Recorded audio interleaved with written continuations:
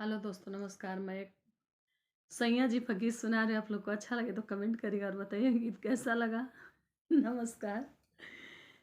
लड़ गईला लड़ गईला लड़ गईला हो बलमा से नजरिया लड़ गईले हो।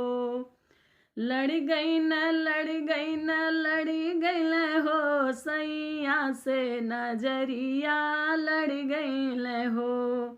पहले पठवन जब गईली गवनवा हो गईली गवनवा। पहले पठवन जब गईली गवनवा।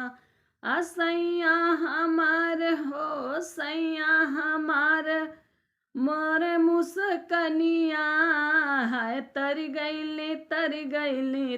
गईली हो सैया के देखत हम तर गईली हो सैया के देखत हम तर गईली हो।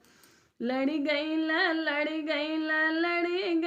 हो सैया से नजरिया लड़ गईले हो।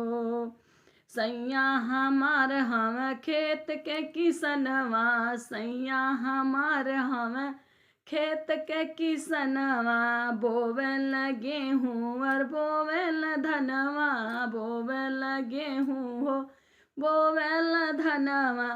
खुश भैली हो ऐसन पियवा के पाके खुश भैली हो। खुश भैली हो ऐसन पियवा के पाके खुश भैली हो। लड़ गईली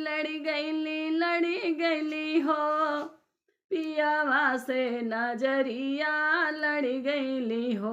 बलमा से नजरिया लड़ गईली हो। नमस्कार दोस्तों।